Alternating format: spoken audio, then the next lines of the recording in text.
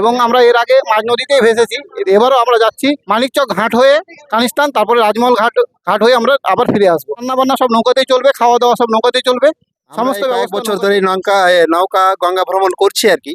এই ভ্রমণটা আমাদের কাছে খুব সুখময় এবং আনন্দময়। আমরা প্রতি বছরই যাই, গত বছরও গেছি। আমাদের ভালো, খুব সুন্দর।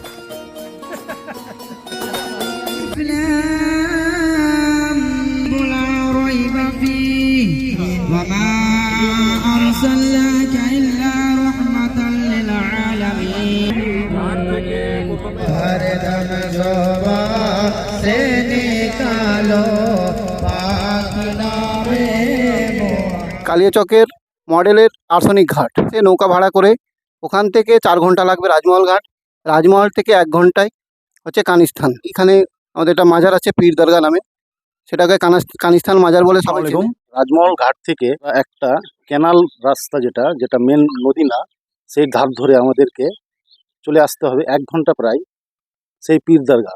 এখানে বনভোজন করা হয় পাহাড়ের উপরে চূড়ায়, খুব সুন্দর আকর্ষণীয় জিনিস দেখার। জড়িয়ে থাকুন আমাদের সঙ্গে। কালিয়াচক ব্রেকিং নিউজ আজকে দেখানোর চেষ্টা করছি ভ্রমণের যে একটা আনন্দ সুখ, সেটা বছরের শেষে দেখা যায়, সেটা কিন্তু এখানে আমরা উপভোগ করার চেষ্টা করছি, আপনাদের সামনে তুলে ধরবো।